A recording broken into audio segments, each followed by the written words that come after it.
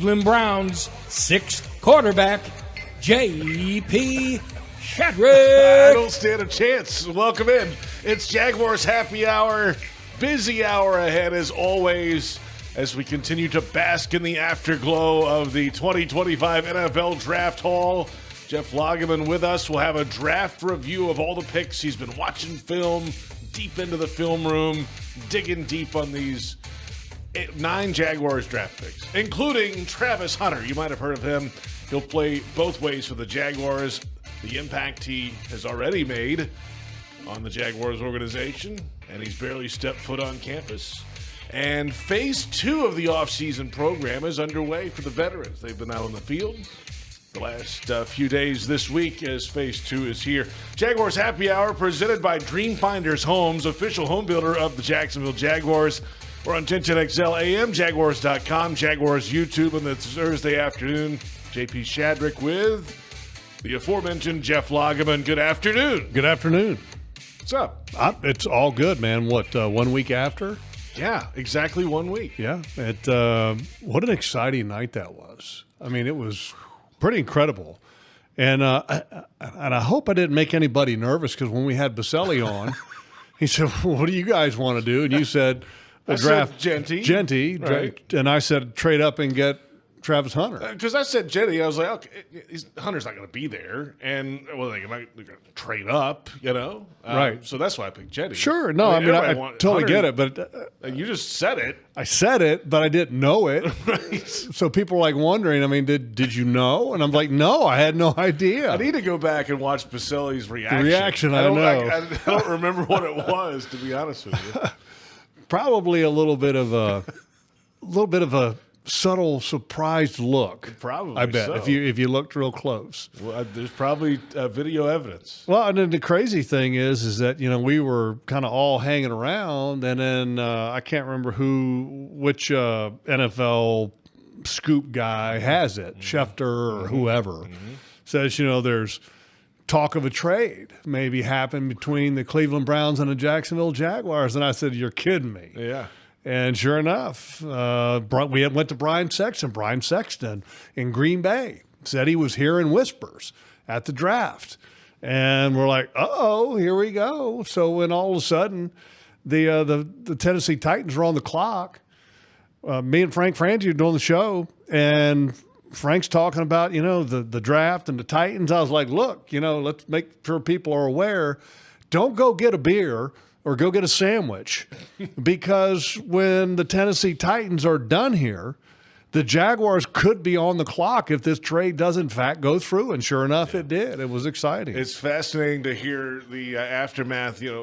Mike Silver was here from The Athletic, New York Times, longtime national writer in the NFL.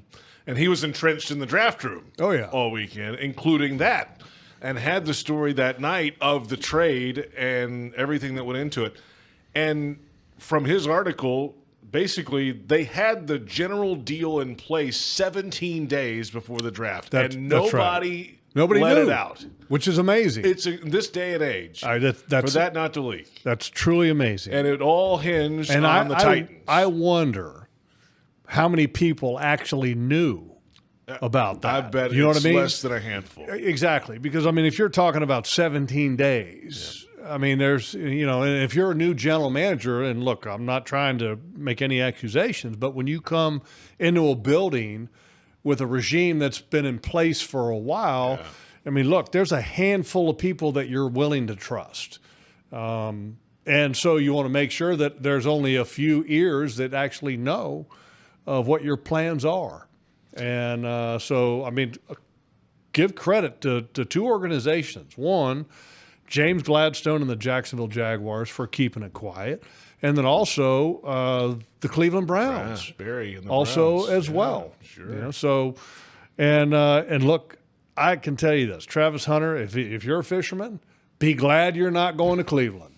And be extremely excited that you're coming to Jacksonville because you have found an off-season of paradise. Apparently it all hinged on the Titans, and when they confirmed they were making a pick at 1 and not trading out, pretty much was going to be the quarterback. And that they were not selecting Right. Travis himself. If there was going to be a trade there, then all of a sudden Cam Ward could have fallen to 2. The Browns would have taken him there, and the deal would have been off. So Right.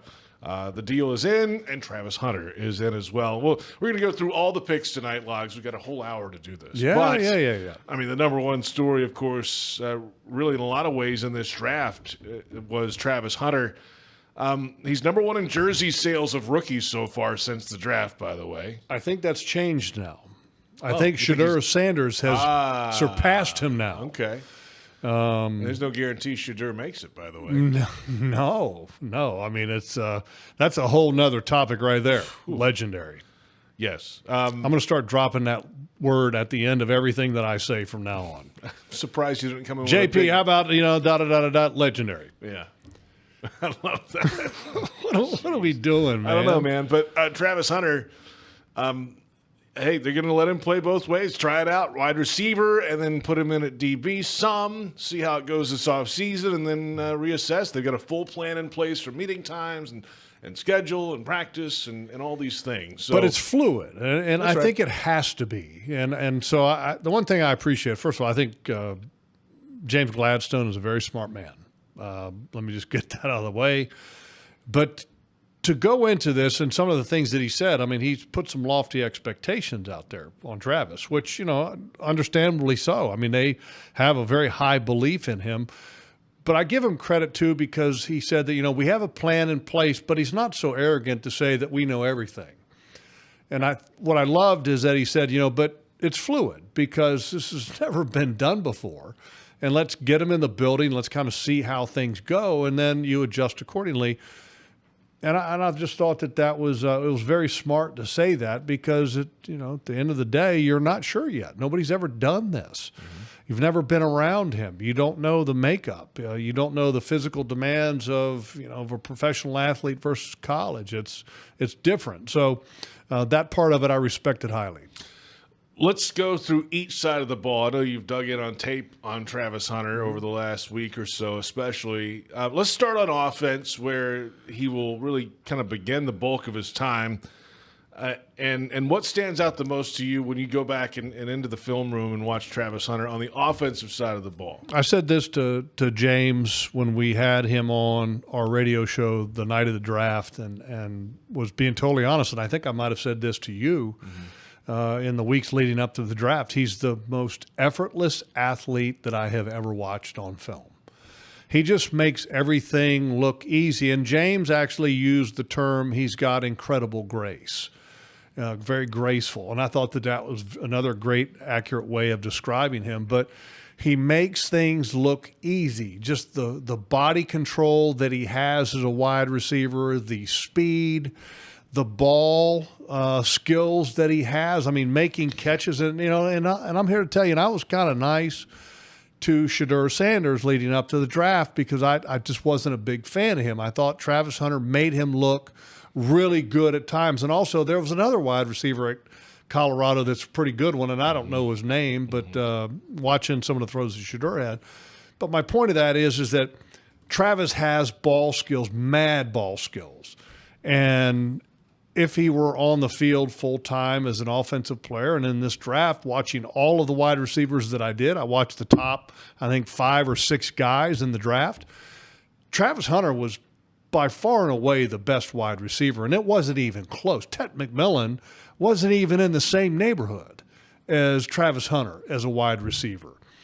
And pairing him with Brian Thomas Jr., I think, is just going to be an amazing situation for Trevor Lawrence.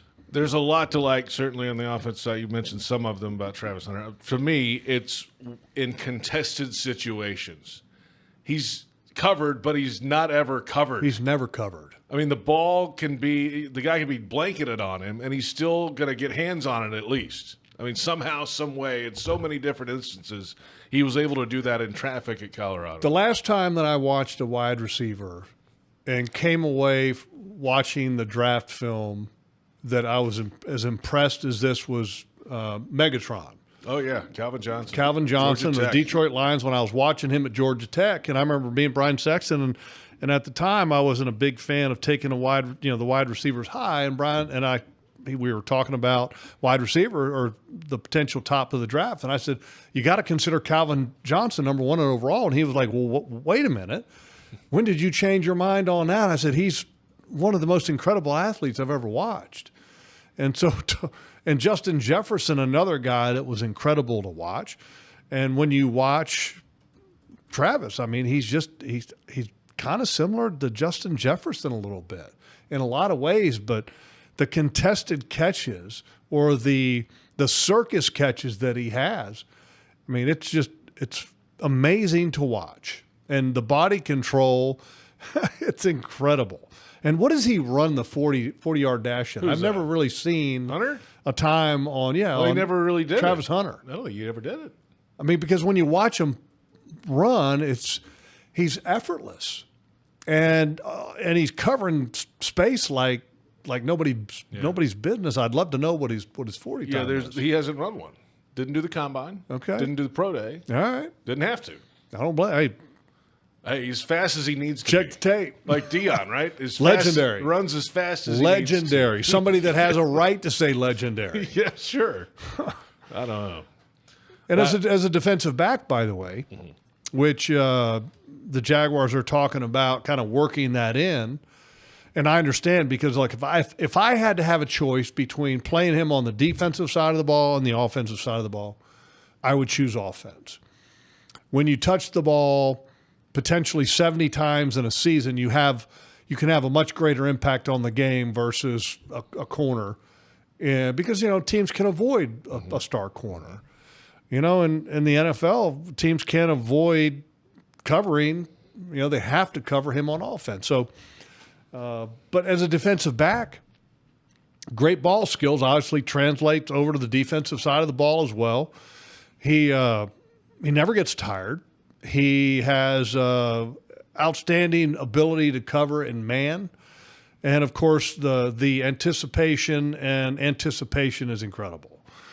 But the gap between him and the next best defensive back, which in my mind was the guy out of Texas, wasn't as great as the gap of him and the next best wide receiver. But of course, a little off year for wide receiver too, by what most experts would even say. It's a totally different skill set, right? So it's receiver, you're running forward, you have the advantage, you know where you're going. But at corner, you got to running backwards all the time. Right. Not everybody can do that at a high level, and he's able to handle everything with grace again. I'll never forget because I can't remember what it was, but on our TV at home, okay, you turn it on, and it's got this app that it automatically goes to because it's a TV, some smart TV, right? And I'm not smart enough to tell you smarter than you, exactly apparently. what happens. Yeah. And so when you turn it on, it goes to this Samsung channels, right? And for some reason, it's on like some NFL programming. And it's Daniel Jeremiah and another guy. And it's a podcast that's being recorded. And I respect Daniel Jeremiah. I think he does a great job. He does great on the air. His opinions are firm. His opinions as a scout, I think, are solid as well. And so when he talks, I have a tendency to listen to some of the stuff that he says. And he was talking about being at the workout with Travis Hunter. And he said, he's doing this whole workout thing. And he said, all of the guys at the pro day, I guess, he said, everybody's working out and everybody's sweating, because they're working out hard. And he goes, you look over at Travis Hunter and he's doing everything that everybody else is doing. There's not even a bead of sweat on him. Right? Amazing. Think about it. So somehow genetically, it's just a warm-up. Travis Hunter has what Lance Armstrong had to do illegally to accomplish. Right? Seriously. Some people can handle 140 snaps in a game. How many have ever done that? You're going back to the 1960s. Yeah, but you go back into the basis. 60s, it wasn't that many snaps. Different game, right. Different game. It wasn't that fast, and they didn't have as many snaps in the game. Right. But, this is truly a special athlete that can do that. How many people could even think about doing that? To play a game with 120 to 140 snaps, and he did it all through college. It's insane. And, I mean, there will be a lot of eyes certainly this offseason on, rookie minicamp in a couple weeks and then OTAs. Well, next weekend. Yeah, next weekend. And just to kind of see what he's doing, when he's doing it, how he's doing it. That's a big piece of the offseason conversation ahead. We've got to come back in a moment, though, Logs. We've got 8 other draft picks. I don't know if you heard about these other guys. I did. I watched them all, finished up just a few minutes ago before we went on the air. Monheim was the last guy that I watched. Okay. The fellow Trojan of Tony Baselli. We'll get to him a little bit later. Yeah, he's down the draft ladder a little bit. We'll return. We'll discuss Caleb Ransaw and Wyatt Milam in the 3rd round. Plenty more ahead. We're on 1010XL AM, Jaguars.com, Jaguars YouTube. This is Jaguars Happy Hour.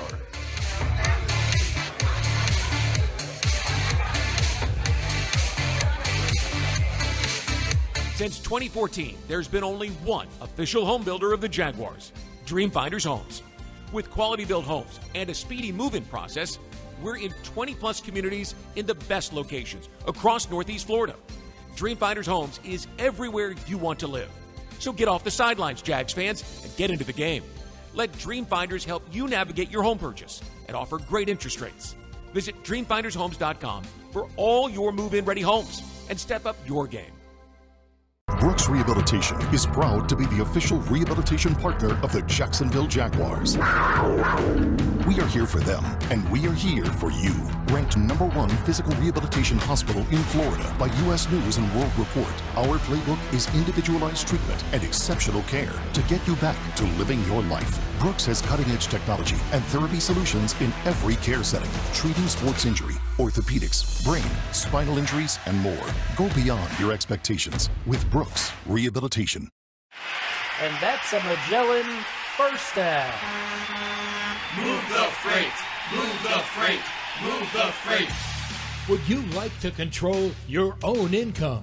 Work at Magellan Transport. Voted the coolest office space in Duval. Bring your talents and let your career flourish. Visit their website at MagellanLogistics.com and apply online. Trust service. Trust Magellan.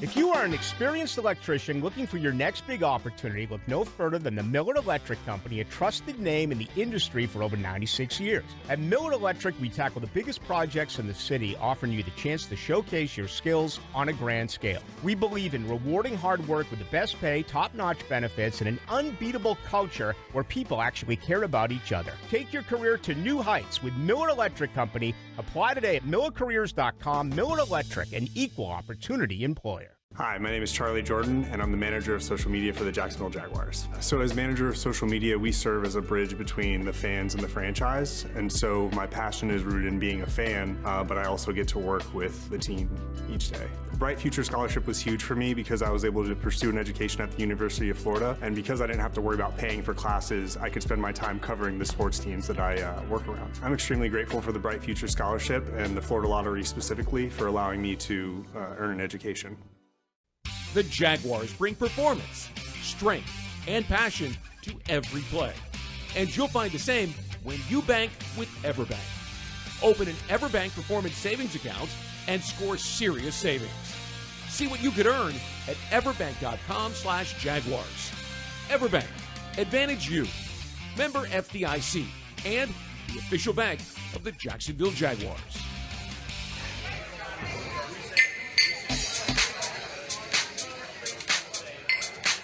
I kind of developed my confidence at a young age. I started playing football when I was 4. I had older cousins, so they used to bully me, and I was the youngest out there playing football with them. So I had to get that confidence. I'm not going to let y'all bully me and push me around. So that's just how I go about life. I'm not going to let anybody push me around and tell me what I can't do. I'm just go out and show them.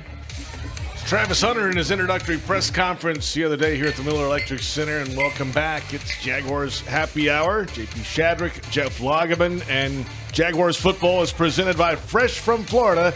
It's always in season. JP Shadrick, Jeff Lageman. We're at the Hyundai Studios of the Miller Electric Center on 1010XL AM, Jaguars.com, and Jaguars YouTube.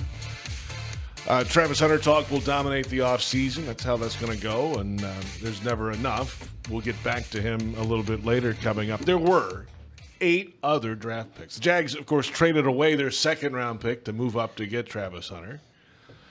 So they had the early part of Friday off, just kind of hanging out, relaxing, seeing how the board went, just waiting, and then all of a sudden a couple of third-round picks. They had to do some maneuvering to get back up for the second of the third-round picks. But Caleb Ransaw, coming from Tulane, started his career at Troy. He's from the northern part of the state of Alabama, where he went to high school. Stayed at Troy for 3 years, went on to Tulane, but Ransaw, pick number 88 overall logs. He's not scared to go make contact. You can't say that for a lot of cornerbacks. We'll see what his position is here. Sounds like it's more of a safety style for him here. Yeah, watching his film, he was almost exclusively a nickelback his last year in college. And, nickels and safeties got to tackle a lot. At the line of scrimmage, near the box area, and at those positions, you got to tackle. And one of the surest tackling corners / nickelbacks that I've watched in a number of years. He just doesn't miss many tackles. He's got courage, which not all defensive backs have in that role. Does a really good job of staying facing the line of scrimmage and attacking things that stay in front of him. That's where he really excels. Great speed. Great speed. Ball skills kind of okay, but you're not in a position to really, in a zone type of concept to play on a lot of balls, I think. But what I like about him the best is just the sheer speed and athleticism and the willingness to be a physical defender. That part right there will tell you that he can play safety. And he also, I think, will split time as a nickel as well. He can run too now. He can run. 40-inch vertical? 40-inch vertical. There's like 2 guys that got 40-inch verticals on this team. Yeah. And there may be more. I'm talking about in the draft class. Crazy numbers. But I like him. I think he does a good job in coverage. He can play man. At times when the ball's in the air, he doesn't have those elite ball skills like a Travis Hunter as a defensive back. Mm-hmm. But, not many people do have that kind of skill level. That's the reason they traded another first-rounder to get Hunter. Right? Sure, yeah, but I like what they did here because I think, number one, he's going to be a really strong tackler, a really strong special teams player. And this team needs help at safety. And it's going to be a little bit of a transition for him, but I think for the most part, I think he'll be able to adjust without any kind of major issues at all. Then the Jaguars had to trade back up into that third round, and the next pick, in fact, while they were selecting Ransaw, they were in negotiations for the trade for the 89th overall pick. They ended up with Wyatt Milam out of West Virginia, the Big 12 Offensive Lineman of the Year, a 4-year starter, a consensus All-American pick a year ago, and he's big, 6'6", 313 pounds, and it just continues the idea of change on the offensive line. 4 free agent additions, and then Milam, the first of what ended up being 2 selections in the NFL draft on the line. But Milam is going to move into guard here. Well, interesting, too, the picture that we just showed, he's wearing 64. Well, on all the film that I watched, he was wearing 74 and played left tackle. Mm-hmm. And I think it's going to be interesting to see where he's going to end up playing for this football team.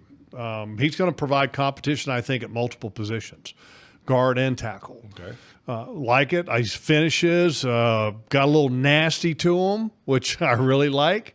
The finishes that he has, I think, are going to – that's the kind of finish that you want to have with your offensive line group as a whole.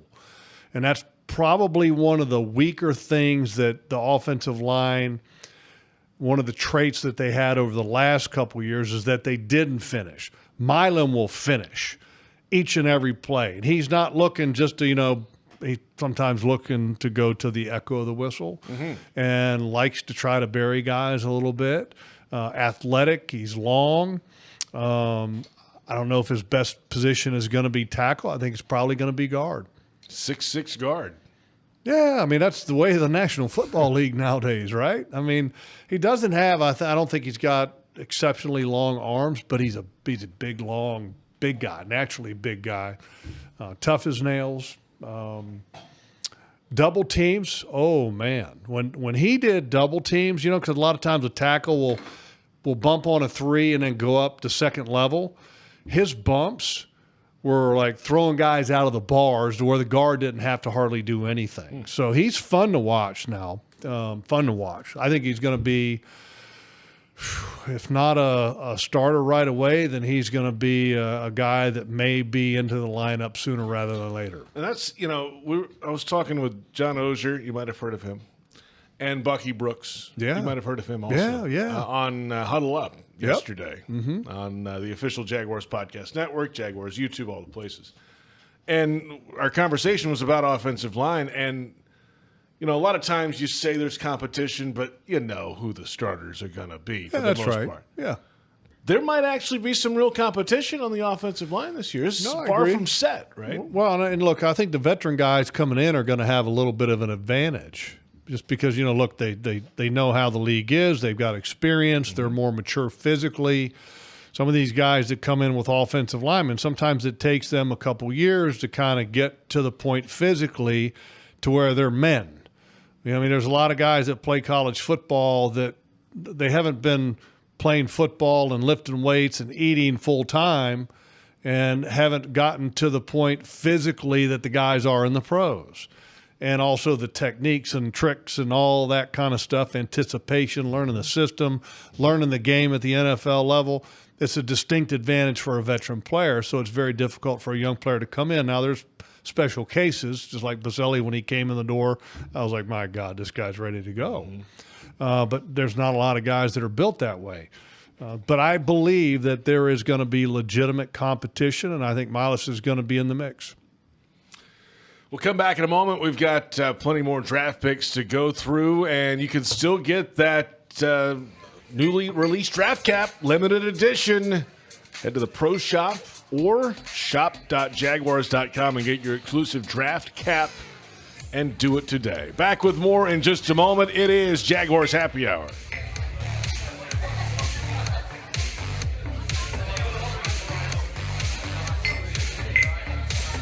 Since 2014, there's been only one official home builder of the Jaguars, Dreamfinders Homes. With quality-built homes and a speedy move-in process, we're in 20-plus communities in the best locations across Northeast Florida. Dreamfinders Homes is everywhere you want to live. So get off the sidelines, Jags fans, and get into the game. Let Dreamfinders help you navigate your home purchase and offer great interest rates. Visit dreamfindershomes.com for all your move-in ready homes and step up your game. The Jaguars bring performance, strength, and passion to every play. And you'll find the same when you bank with EverBank. Open an EverBank Performance Savings account and score serious savings. See what you could earn at everbank.com/Jaguars. EverBank, advantage you. Member FDIC and the official bank of the Jacksonville Jaguars. We've spent a lot of time in our homes. I'm on a Zoom call. Dinner's ready. But we've learned that when we love our home, it loves us right back. Now you can keep that love going when you install energy-efficient natural gas appliances and earn up to $1,925 in cash rebates. You'll love endless hot water, faster drying and cooking times, and ongoing savings and comfort. To learn more and how to qualify, visit peoplesgas.com/rebates. Jacksonville Builders score big with DL Cabinetry. As the official cabinet supplier of the Jacksonville Jaguars, they offer top quality kitchen and bathroom cabinetry for any project. Enjoy fast turnaround, complimentary design, and great prices. Visit dlcabinetry.com today to learn more and to become a dealer. Limited spots available. DL Cabinetry, the winning choice for builders. Sims Crane and Equipment is the Southeast premier crane rental company since 1959. Serving Florida, Georgia, and Alabama with cranes up to 800 ton for all of your heavy lifting needs. Sims Crane is the Tadano rough terrain crane dealer for the state of Florida. Inspired by the past, committed to the future. Choose Sims Crane and Equipment for all of your heavy lifting needs. Sims Crane is a proud partner of the Jacksonville Jaguars. Can you imagine rising for work before the crack of dawn? Tending to hundreds of acres of land before dusk? Well, that's what happens on 47,000 Florida farms every day. Florida's farmers work hard to grow nutritious food for you and your family. And you can help support them by enjoying delicious Fresh from Florida produce. Look for the sunny Fresh from Florida logo where you shop, or visit freshfromflorida.com to learn more.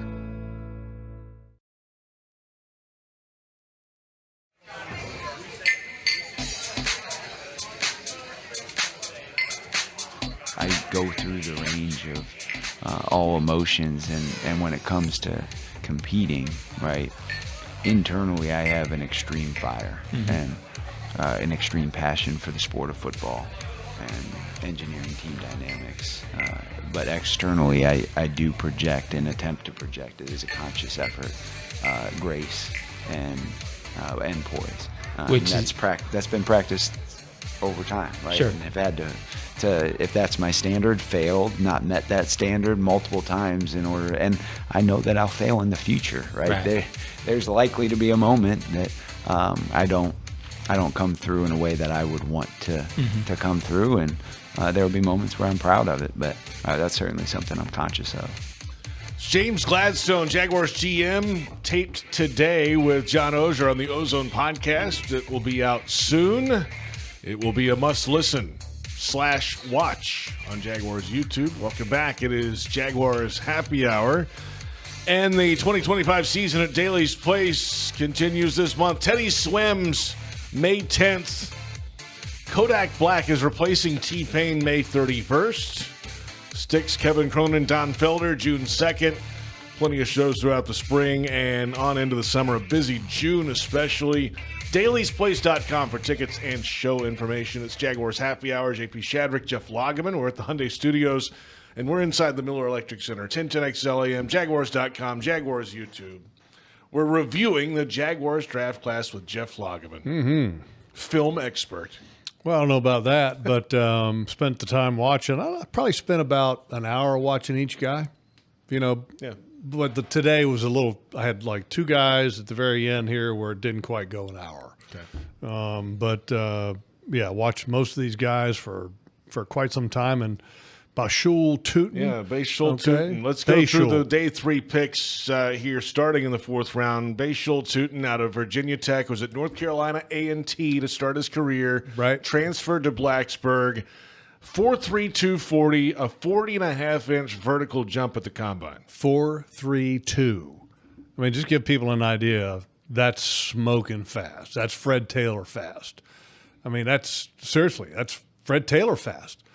And you look at the size of them. 5'9", 206. Yeah, I mean, this is a Maurice type, maybe a little bit taller. I mean, Maurice probably wore platform shoes to get to 5'9" on some kind of measured days, right? He's not as wide as Maurice. No, but when Tootin gets a hole, I mean, he's got – a lot of guys have 40-yard dash speed, and there are guys that have legitimate football speed. Tootin's got legitimate football speed and power as well.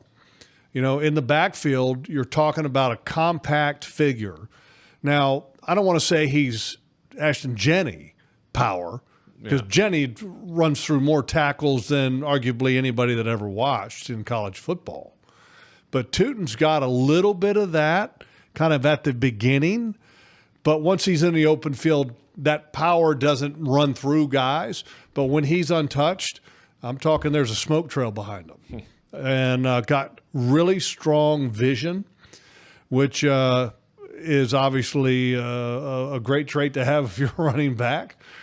But, I mean, I was shocked that this guy wasn't in the conversation as one of the top 4 running backs in the draft after watching him. How much of it is... Especially with the guy in North Carolina. Yeah, right. What's his name? Amari Hampton. Hampton. So being this size, 5'9", a little over 200, you can kind of hide behind the offensive line a little bit too, right? You might get lost in traffic. Yeah, I mean, that's not – I mean, you don't want to pick short guys just so they can hide. Yeah, but in theory – But, I mean, yeah, he has a little bit of that. But the impressive part of him is the speed. The speed, vision. But what impressed me the most about him is that he doesn't waste any steps. There's a lot of running backs, like the guy at Ohio State that got picked, I think, as the second running back in the draft. Mm-hmm. He will dance a little bit, okay, until he figures out where he needs to go. Tootin doesn't do that. I mean, it's once plant and then go. I mean, and that's the thing I think that's impressive about him is he doesn't waste any time. His offensive linemen are going to love that fact because he's decisive, and he's decisive with good vision. So bam and go. North-south, that's him. North-south with speed. So when you add a quick decision on the cut with elite speed, now you're talking angles and approaches from defenders are not going to work as well, and that's why he had all the yards that he had. Let's continue in the fourth round. The Jaguars go linebacker Jack Kaiser out of Notre Dame, was in South Bend for 6 years, stuck it out. How do you end up at college for 6 years? Well, COVID year. So that everybody could get an extra year during the COVID rules. A lot of guys took advantage of it, and he came into college in an era where NIL and transfer rules were not a thing. Like you couldn't just go anywhere, and you weren't getting paid much money. At the end, he could have gone other places. He didn't, and he got paid some money at the end at Notre Dame to stick around. 6'1", 229, veteran player, has played a lot of football. He has, and just he was an outstanding, I think, interview. You know, the league has interviews, the teams have interviews. He's a great interview. Tootin was an exceptional interview, the running back from Virginia Tech. And Kaiser wore number 24, and that kind of sticks in my mind because he's not a big guy. You know what I mean? What did you say he was? Yeah, 6'1" and 220-something. 220-something, whatever. Not a monster linebacker like, Devin Lloyd and him standing next to each other. It would 231. 231. There would be a stark difference in size. Yeah. But really active, makes a lot of tackles. And I think was he like the all-time leading tackler at Notre Dame, I think? I think it's something that I read somewhere. But watching his film, I mean, the guy is always around the ball, active to no get out, has great movement skills, but he's a little smaller than some of the other linebackers. And I would say this about him. I think he's going to make a lot of tackles in his career. I think he's going to be an exceptional special teams player because he's active and he's got that movement. But I think you're going to have to protect him a little bit. When I say protect him a little bit, you want to have a lot of beef up in front of him so that he can run clean. If he's got to consistently fight through blocks, then that's not going to be him at his best, so to speak. But love how active he is. Love how he's got a nose for the ball. He's always there. Comes from a hardworking background. Comes from a farm. Did his post-pick call to the media on the family farm. Yeah, like he's got, I think, 1,000 acres in Indiana. Had some brothers when they all left to go, and they were all like athletes, I guess. And then he had to take over all their duties and stuff. And I mean, yeah, he's got the work ethic and got a little bit of track background in the family. I guess a lot of his dad and a lot of his brothers and him were throwers, like the discus and shot put and stuff. Yeah, about that. Pretty cool. He's going to be 25 when the season gets here. That's kind of an older rookie, right there. That's as old there. as Trevor Lawrence. Yeah, isn't it? That's all right. Hey, look, as long as you can play football, I don't care how old you are.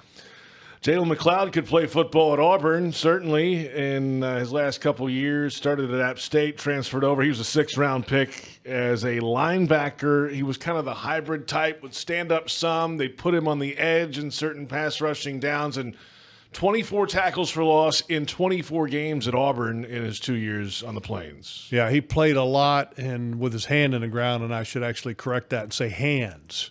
At Auburn, the edge players play from a 4-point stance. What's the difference there, and why is that a difference? I'm not a fan of the 4-point stance just because I think it slows your get off. You're losing a little bit of that momentum swing with the back arm.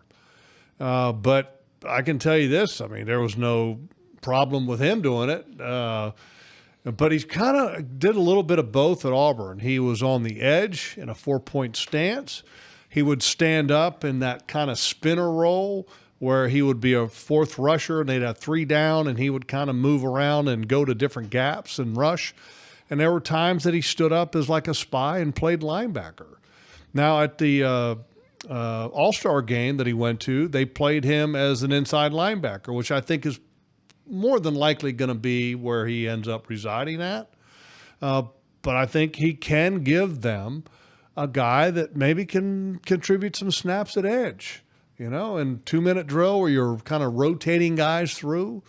But he's not a real big guy, you know, so I want to see that because there's not a lot of guys that aren't that big that can do that. Yeah. I wonder what his cover ability is like. If he's going to play, you know, if he's going to be an outside kind of strong side guy. Well, I can tell you this. If he's going to, I anticipate him playing linebacker here. Yeah. Okay. Yeah. I think there's going to be an adjustment period for him. Okay. The one thing that's very apparent, he's got great closing, doesn't have, he's not a super fast guy, but he does a really good job of body control. He's got great bend. He's got some natural pass rush moves, and he's a very good athlete, but he doesn't have superior speed, but he's got good speed. But there's always an adjustment for a guy that's had his hand in the ground for the most part and then was told to sick him to now all of a sudden that you have to read, react, and before you even read and react, you've got to be able to adjust the assignments and responsibilities and the gaps and everything else in your mind before the ball is even snapped. Devin Lloyd, right? It takes a while. Right? Yeah, I mean, Devin had an adjustment period on that as well. Right. So we'll see what McLeod has Devin's to offer. Still in an adjustment period to some extent. You know, I mean, he's still learning. And it's a big year for him, final year of his rookie deal. They didn't take the 5th-year option. Well, and it's an opportunity going to be a great opportunity for him. You know, now he's going to have a chance to test the market. Have a great year, and then you're going to be loving it. Absolutely. We continue here on Jaguars Happy Hour. JP Shadrick, Jeff Lageman, going through the draft picks. We talked Travis Hunter already. We've gone 3rd round pick. We've gone 4th round. Now we're in the 6th round again with Raywan Lane III, a safety out of Navy. James Gladstone says, hey, you know, most likely you'll see his impact immediately on the special team side of things, but he had opportunities after 2 years. If you're at the academies, you can transfer after within 2 years without penalty or without having to serve and all that. Well, he decided to stay and stick it out at Navy and played 49 games for the midshipmen. I think that says something right there. I mean, you talk about commitment, right? I mean, to stay at Navy when he could have left, made money, NIL money, maybe improved his opportunities in the draft even further. I mean, I like that. I mean, to me, that says something about the person. Now, the player watching his film, very good ball skills, very good ball skills. The positives, got a good nose for the ball, definitely is active, runs well. I will say in open space at times, sometimes he misses tackles, which, I mean, I think that anybody in open space can do that, but I like his commitment. I like his attitude that he plays the game at. But he's got that one weakness is tackling in space a little bit. That's going to be something to watch for him. But the ball skills that he has, JP, you know, whereas, you know, earlier we were talking about Ransall not having the ball skills, okay, this young man has ball skills. Love that. Mm-hmm. And he can play immediately because of just not that long ago, they made some changes to the rules for players who have finished their years at Navy, Army, the academies. So basically he'll be in the selected reserves as a commissioned officer and participate in efforts. Which is way cool. And he'll participate, as they say, in efforts to recruit and retain members of the armed forces. I mean, what better way to recruit for the Navy in this town right. than to have a guy that just finished his playing career at Navy and is now going to be an example for all of the other people to maybe want to go to play football at Navy or to join the Navy itself. Great opportunity for him. I mean, if he ends up playing well in this town, there's going to be a lot of opportunities that are going to open up for him. Absolutely. A 2-base Navy town in Jacksonville? Come on. Oh, yeah. Kidding me? Well, let's not forget, okay, we've got a couple bases, but then there's another one right up the road. Oh, yeah, up in Georgia, too. Correct. Yeah, so 3 within really striking distance. Exactly. Love that. Mm-hmm. Let's continue. Let's get the 7th-round picks in, Logs. And Jonah Monheim from Southern California played both tackle positions in 22 and 23, right tackle, left tackle, respectively, and then moved into center last year for 12 games for SC. And played 4 of the 5 positions in his career across the line, but listed as a center as they picked him. Well, and this is one of those guys that I didn't spend the hour on, okay? So I just watched his performance last year. So I think the center, and even though I haven't watched him play tackle, I don't think he's got the length to play tackle. He's a 6'4", 300-pounder. I think he has room for growth. He's got a great base. He's got great awareness. His footwork is good.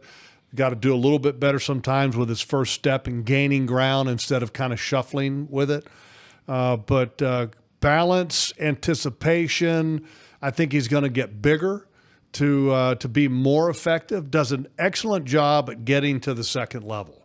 There's not many centers that can snap a shotgun snap and that can pull and get out front on a wide sweep. This guy can do that, which is impressive. So I think this is I don't want to say this is I don't think he's going to come in and compete right away for a starting job. I don't think you're going to beat Hainsey out, okay? But I think that this is a guy, jar on the shelf, develop him for a year, maybe 2, and that this guy may end up being a long-term solution at center for you. And finally, also in the 7th round, LeQuint Allen from Syracuse, another running back. Yeah, I don't know if I'd put him at just running back. Where are you going to put him? I think you can say running back / fullback / H-back / tight end. His special ability is catching the ball. I mean, that's really where his special skill set really shows to me. He hurdles a lot of guys once he's out in space. Got good hands, evasive in the open field. You know, they played him in kind of that dual role at Syracuse, you know, where they weren't afraid to put him out in space and play him as a slot receiver. Had over 500 receiving yards, one of 2 FBS players with over 1,000 rushing and 500 or more receiving. Scatterbo's the other one, by the way. Yeah, I like this young man. You know, look for he's long. Kind of reminds me a little bit when he's running kind of like a Derrick Henry. And don't get me wrong here. I'm not trying to say he runs with that power or authority, but just the length. You know, I mean, when you watch Derrick Henry run, you notice the length, and you thought, well, he's not moving that fast because his gait is different, right? He's gaining a lot of ground with steps. Kind of reminds me a little bit of LeQuint Allen just because of the length, but not obviously in the same category. Yeah, a lot of passing game stuff. 64 catches last year, led all the running backs in college football. Yeah, that's why I don't think you put him at running back. I think you just say, hey, look, athlete. But, you know, you don't do that in the same kind of way that, you know, years ago the Jaguars drafted somebody out of Michigan and decided to put the tag of athlete on them. Offensive weapon. Yeah, I mean, come on. That's what that was. Denard Robinson. Yeah, come on. Let's just give him a position and let's move forward. But LeQuint Allen is I think he's going to be fun to watch just from the standpoint of you can do a lot of different things with him. And, by the way, the Jaguars signed 20 undrafted guys. Haven't gotten the film on them yet. Haven't dug that deep yet. Give me a little time on that one. We've got time. We'll come back in a moment. Phase 2 is underway for the veterans, and we'll get our final thoughts in on Tinted XL, AMJaguars.com, and Jaguars YouTube. It's Jaguars Happy Hour.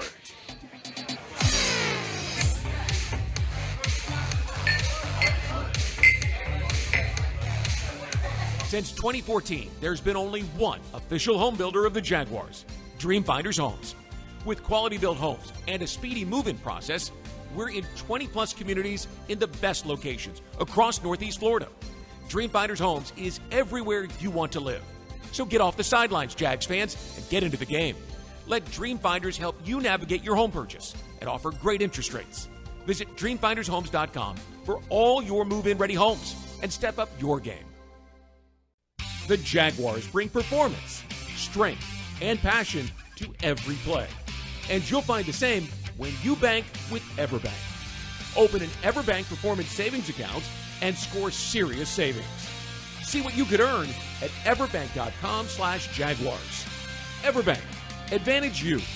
Member FDIC and the official bank of the Jacksonville Jaguars.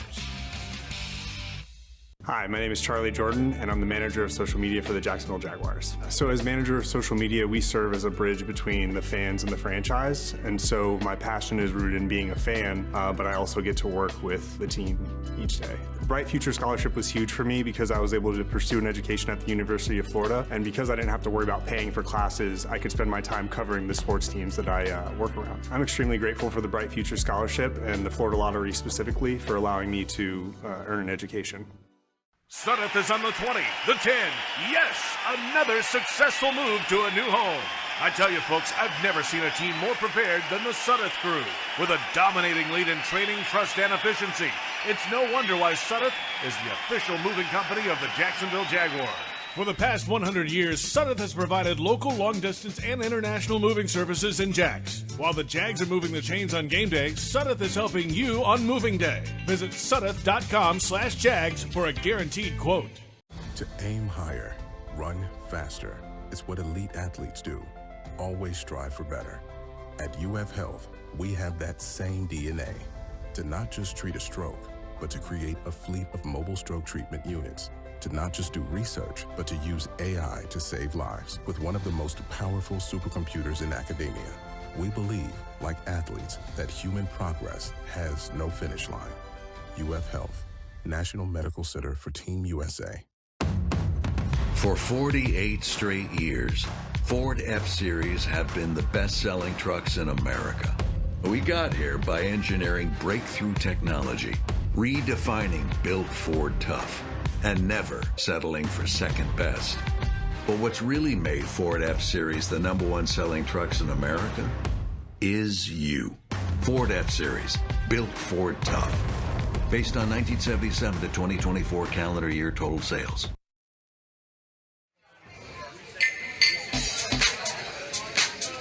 I'm not going to let no one touch him. I promise him that. So I felt like I did a good job at West Virginia, not letting no one touch the quarterback. So that's my goal. I'm not going to let anyone touch Trevor. So I'm excited to that.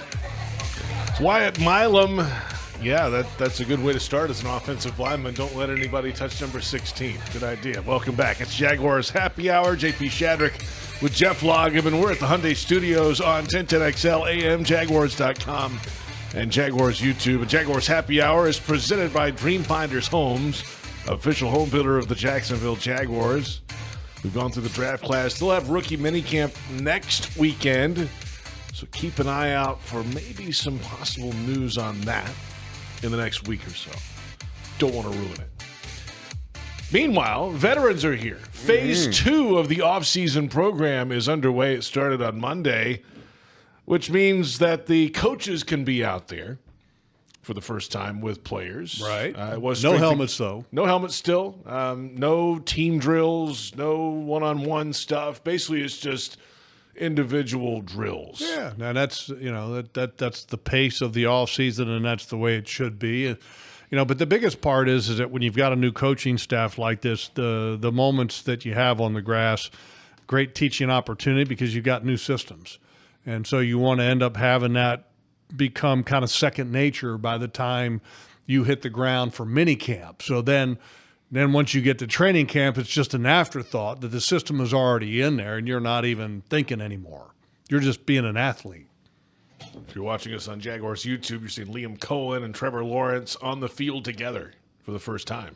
Yeah, and there's Diami Brown with the head coach Liam Cohen and Brian Thomas Jr. I mean, look, this is valuable. This is when you want to have as much influence on the players as far as the teaching part of it, and also about establishing your culture. And valuable time spent on the grass, and you can't waste it because, you're limited. You're basically, once you step out on the grass, you're on the clock. The union and ownership has the agreements about what you can do, how you can do it, and how long you can do it. And you got to make the most out of every bit of it. Yeah, go up to the line of the rule. It's written for a reason. It's negotiated for a reason. It's what it is. And don't try to bend the rules or anything like that, but just follow the rules. I like it. We've seen it around here where the rules have been bent and they've been slapped on the hand or more. Well, and I tell you what, the Miller Electric Center is an amazing place. Yes, it is. I mean, what a great facility.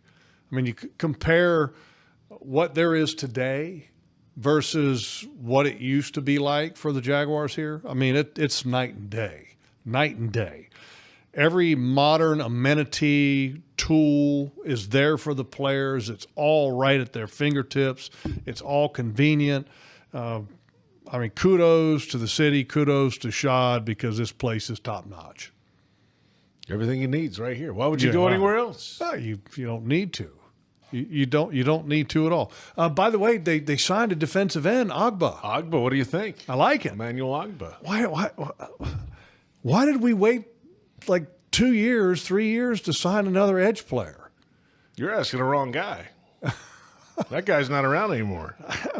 I don't know. Like, wait a minute. You gotta have guys that can rotate in. I mean, I'm talking legitimate guys. And last year, the best guy that they had that they were going to roll in, traded him to another team. And I was going, Roy Robertson Harris, right? No, not Roy. Who? They traded him. Well, they both ended up going to Seattle. He was an edge player. Oh, yeah. Anyway. Yeah. He was the depth. He was your third guy. And they traded him right before the season began. And I was like, well, wait a minute. Well, Travis Gibson. Yes, Travis Gibson. Right. Okay, from the Tennessee Titans, they got him. That's right. And look, I mean, no offense to Miles Cole. Okay, but Miles Cole wasn't ready to be a third guy in the rotation, and he showed that last year. He's got a ways to go yet. Emmanuel Agba, former second-round pick, Browns Cleveland, for 3 years, Miami. Chiefs for a year, Dolphins for 5 seasons. How many sacks did you have in your career logs? Oh, don't act like you don't know. I don't remember. Agba has 43 and a half in his career. It's somewhere about what I had, something like that. He's a good player. Veteran guy, been there, done that. When he lines up, you're not sitting there worried about, oh, my God, is he going to get smoked? Or, oh, my God, he's not going to be able to do anything. You're okay, veteran guy, put him in. We're okay. We can give these guys a break. For the record, Jeff Lageman, career sacks, 47. Yeah, I was right around there. So 43, 47. what's going to happen when he passes you this year? Oh, congratulations. I'll shake his hand. I'll say, good job, man. Not hard to do. If I could stayed healthy, I might have had a few more. That's everybody, right? All part of the game. It's the way the game is played. What do they always say, JP? Availability always supersedes what? Ability. Exactly. But you can't spell certain ones without the words of ability. Availability cannot be spelled without some of the letters from ability. Like the whole word. Almost. Well, you don't use the B in availability. I guess you do. What are you talking about? What is wrong with you? Well, that's am I right? This Virginia you cannot education. You cannot spell one without the other. That's the only point I was making. Right, but it's the same. Never mind. It is the same. Ability and availability, you just had to be in another letter. What are we doing? But I'm just saying, JP, I'm glad they got Agba, to go back to our original point, because you got to have 3. Now, everybody's kind of freaking out about the whole, we didn't do anything in the draft to address our defensive line. I think people need to take a step back and take a deep breath on that. Take a chill pill. Okay, no, not a chill pill, because that kind of is implying to take a drug. Don't take a drug. Okay, relax. Okay, Agba is exactly – I thought that they may address edge in the draft, because that's the position I thought that they needed to find some depth in. But by doing that with Agba, to me, okay, you got it. And everybody's like, okay, what are you going to do at defensive tackle? I feel good about Jordan Jefferson, Devon Hamilton, okay, Eric Armstead. I'm okay with those guys. I think they'll be okay. Next week, between now and then, I'm going to teach you how to spell. And then next week, Austin Lane will be with us live. Sweet. So that's coming up next week. Thanks to Jeff Lageman. I'm JP Shadrick, Joe Fortunato, David Cho, our entire crew. Thanks to you for listening to Jaguars Happy Hour.